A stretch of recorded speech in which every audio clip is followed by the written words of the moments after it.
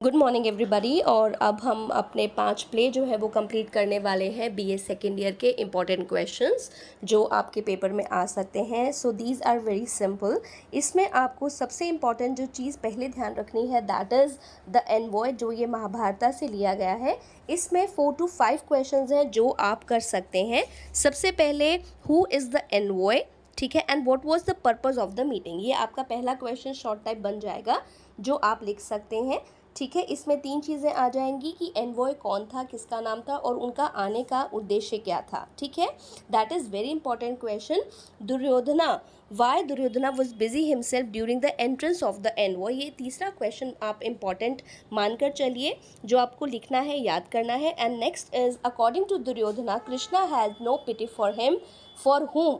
Okay, in this you have to give me one reason. तो इस तरीके से ये शॉर्ट क्वेश्चंस बन जाते हैं। ओके, जब हम बात करते हैं शॉर्ट आंसर टाइप क्वेश्चंस में, वेरी शॉर्ट में आप 3 से 4 क्वेश्चंस भी करेंगे तो वो आपकी चारों पांचों चीज़ों को कवर करता है। In short type question answers you have to learn only 2 questions. First is who is referred to as the lotus eye lord and why is he angry. This is very important question. And the second one is how does भाषा personify Sudarshana. Sudarshana का personification यानी कि ये poetic device है, इसमें आपको define करना है and you have to give the example. In the same case, for long questions you have to prepare only one question. There is no need to prepare most of the questions because everything is same. You can add on few lines in those answers. ठीक है, questions का जैसे types मैं आपको बता देती हूँ। जैसे why does Krishna warn Duryodhana for not sharing the kingdom with Pandav brothers, elucidate the counter arguments between envoy and the Duryodhana. Okay, and the third question is you have to comment on the title of the play. Comment on the title of the play is very important question because it conveys the message and it contains the contents like discuss the appropriateness of the messenger. ठीक है, जब हम envoy को messenger जब हम कहते हैं, इसमें ये सारी चीज़ें आ जाती हैं। You can give 3 to 4 lines of other questions as well. आप इसी में उसको add on कर दीजिए कि कहाँ पर argument होता है, उसका एक छोटा पैराग्राफ बन जाएगा 4 लाइन्स का। और फिर अगर वो थीम की बात करता है तो थीम यही है कि एनवॉय मैसेंजर्स को कभी भी मारा नहीं जाता है and we should respect the things of the envoy. ठीक है, तो थीम इसके अंदर आ जाएगी। इस तरीके से आपके 2 पैराग्राफ्स बन जाएंगे। जब आप टाइटल को लिखते हैं आपको 4 ही चीज़ों को फोकस करना है, उसको इलेबोरेट करना है। इलेबोरेट का मतलब होता है आपको उसको डिफाइन करना है डिटेल में। ठीक है, पहला कि टाइटल का मतलब क्या है, मैसेंजर आ गया। उसके बाद वो आधारित किस पर है, आर्ग्यूमेंट क्या था, argument was between the Pandavas and the Kauravas about the division of the kingdom. ठीक है, उसके बाद क्या था, so these Pandavas send lord Krishna as an messenger of their team to the Kauravas to get as an ambassador to get the message that they should give the kingdom honestly. इस तरीके से एक सिंपल आंसर बन जाता है। फिर हमने qualities लिखनी है दोनों की, दुर्योधन की भी और पांडव की भी। और दुर्योधन और जो एनवॉय के बीच में जो एक आर्ग्यूमेंट होता है वो आपको थोड़ा सा डिस्कस करना है। इसको ज़्यादा एक लाइन को बार बार रिपीट करने की ज़रूरत नहीं है। एक लाइन आप याद कर लीजिए, उसको आप अपनी वर्डिंग्स में 3 लाइन्स में कन्वर्ट कर सकते हैं। Okay, so this type of question can be written by you people. Second जो आपका प्ले है the swan song by Anton Chekhov, इसमें पहला जो पैराग्राफ आपको बनाना है, you have to write the first paragraph of the writer about Anton Chekhov. Anton Chekhov कौन है, एंटन चेकव ने क्या क्या लिखा है, how he has given his how many books he has written, how many things he have said. एक छोटा paragraph आप इसमें लिख सकते हैं। ठीक है, बिकॉज एंटन चेकव जो है वो सबसे ईजी लैंग्वेज के राइटर माने जाते हैं। ओके, जब वो इस प्ले को प्रेजेंट करते हैं तो इस प्ले में जो आपको एक थीम देनी है वो 2 लाइन्स में कन्वर्ट करनी है, that every individual has an and, weather it is a celebrity, a performer और आर्टिस्ट, अ टीचर और अ स्टूडेंट। हर आदमी का एक अंत होता है, उसको एक इंडिविजुअल करके आप डिफाइन कर सकते हैं।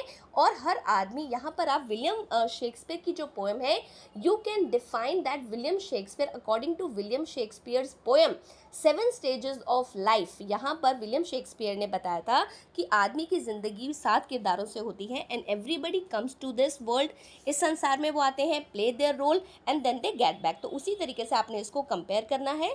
जब आप दोनों का कंपैरिजन शो कर दोगे तो वो क्लियर हो जाएगा। रेफरेंसेस टू कॉन्टेक्स्ट की बात है, आपको 2 पैराग्राफ जो है वो अच्छे से रेफरेंस टू कॉन्टेक्स्ट में याद रखना।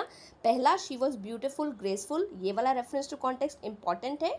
Second is I was acting that day I remember, ठीक है, एक ये हो गया।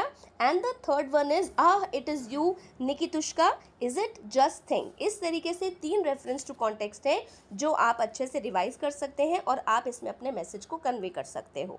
Okay, next is short type जो क्वेश्चंस हैं आपके, उसमें आपके लिए इंपॉर्टेंट बन जाते हैं कि निकिता का ऑक्यूपेशन क्या था, उसका फ्रेंडशिप क्या था, एंड नेक्स्ट इज कि जो स्फेलिडॉफ है वो कितने टाइम से एक्टर था। तो ये 3 क्वेश्चंस आपके बन जाते हैं, ठीक है। ऐसे टाइप क्वेश्चन में अगेन वही चीज़ है कि ड्रामेटिक आयरनी क्या है, comment on the use of dramatic irony in the swan song. ये शॉर्ट टाइप में भी आ सकता है, ऐसे टाइप में भी आ सकता है। अगर आप इसी को याद कर लेते हो तो एक पैराग्राफ ये हो जाएगा। सेकेंड आंसर टाइप क्वेश्चन में इसको आप लॉन्ग आंसर टाइप क्वेश्चन में भी यूज़ कर सकते हो और वहाँ से आप सेकेंड पैराग्राफ लर्न कर सकते हो। जहाँ पर मेंटल टॉर्मेंट के बारे में बात आती है, you have to explain the theme of alienation and mental torment. तो मेंटल टॉर्मेंट का एक पैराग्राफ हो जाएगा और इधर से ड्रामेटिक आयरनी का एक पैराग्राफ हो जाएगा। तो ये आपका कंप्लीट एक ऐसे टाइप क्वेश्चन बन जाएगा जिसको आप शॉर्ट टाइप में भी यूज़ कर सकते हो और ऐसे टाइप में भी यूज़ कर सकते हो। फाइन। अब जो डायलॉग राइटिंग की बात होती है, तो डायलॉग राइटिंग में अगर मान लीजिए आपका आ जाता है कि डायलॉग राइटिंग पर एक क्वेश्चन बन सकता है, तो डायलॉग राइटिंग में आपको सिर्फ एक ही क्वेश्चन याद करना है, what is the dialogue, define it in your own words. ये कंप्लीट हो जाएगा और इसी में आप थोड़ा सा एग्जाम्पल बता सकते हो, जैसे कि you can explain the example of dialogue writing. Write 2 characters, Ram Shyam, Sita Gita, Arun Abhay, इस तरीके से आपने 2 कैरेक्टर बना दिए और 2 कैरेक्टर को आप एग्जाम्पल कर दो, जैसे फर्स्ट कैरेक्टर आपको क्या कहता है और सेकंड कैरेक्टर आपको क्या कहता है। So this is a simple dialogue conversation between 2 people. तो ये डायलॉग राइटिंग बन जाएगा, इसको आपको ज़्यादा डिफाइन नहीं करना है। नेक्स्ट जो आपका प्ले है द मंकीज पॉ, मंकीज पॉ में आपको 4 छोटा ही प्ले है। रेफरेंस टू कॉन्टेक्स्ट में रेफरेंस सिंपल लिख लेना, एक्सप्लेनेशन वही लाइंस हैं that you have this in this play the writer is talking about the superstitious nature of people, whether it is of Indian people और whether it is of the western people. यहाँ पर दोनों में ही comparison है कि यहाँ पर superstition एक ऐसी चीज़ होती है that is a simple thinking जो एक कॉमन आदमी में भी होती है, चाहे वो नॉर्थ का है चाहे वो वेस्ट का है, ठीक है। तो इस तरीके से आप उसको डिफाइन कर सकते हो। ओके, जब हम क्वेश्चन आंसर्स की बात करते हैं तो सबसे पहला जो शॉर्ट टाइप क्वेश्चन बनता है वो ये है कि ये जो मंकीज पॉ की जो बात आती है ये कहाँ से आती है, from where the story comes out, ठीक है। Why did the fakir put a spell on the paw, फकीर ने उस पॉ पर स्पेल क्यों किया, क्योंकि कहानी वहीं से स्टार्ट होती है। तो ये 3 क्वेश्चन बन जाते हैं और फिर आपने इसको सुपरस्टिशन के साथ ऐड करना है by writing what did Morris get for losing his arm, कि मॉरिस को क्या मिला जब उसने अपना हाथ खो दिया। तो ये आपके 4 क्वेश्चंस बन जाते हैं, एक एक लाइन के होंगे। जब इसमें शॉर्ट आंसर टाइप क्वेश्चन की बात होती है तो आपको सिर्फ और सिर्फ मेरे हिसाब से एक ही क्वेश्चन याद करना चाहिए, that is how could 200 pounds hurt you father. यहाँ पर जब वो पूछता है, because from here irony starts होती है, मिसेस वाइट की स्टेटमेंट स्टार्ट होती है और वो 3 विशेस के बारे में एग्जाम्पल बताती है, ठीक है। अब इसमें ऐसे टाइप क्वेश्चंस में आपको सिर्फ एक ही क्वेश्चन याद करना है, that is describe the atmosphere. क्योंकि जब हम इस मंकी पॉ को पढ़ते हैं, देखते हैं इस नाटक को, तो उसमें सेटिंग क्या है प्ले की, बड़ी मोनोटनस है, बहुत उदासीनता का वहाँ पर माहौल है। You can write in 3 to 4 lines why this gloom was added to the play, उसको उसमें एड ऑन क्यों गया और इस एटमॉस्फियर से क्या चीज़ पैदा होती है।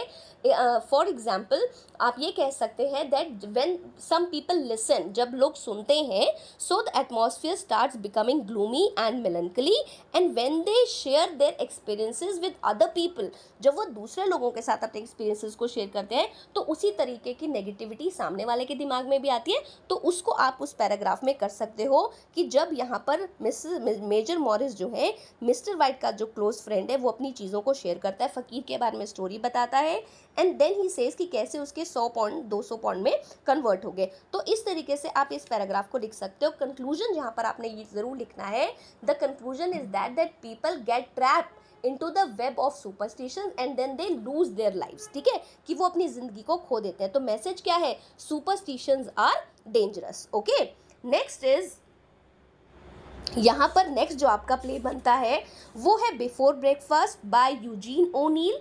अब यूजीन ओनील क्या कहते हैं? यूजीन ओनील के जो रेफरेंसेस टू कॉन्टेक्स्ट है उसमें आप एक कर सकते हैं, you will have to get money today some place. आपको कहीं से भी पैसे लाना है जहाँ पर दोनों हस्बैंड वाइफ के बीच में नोकझोंक होती है। This is very important.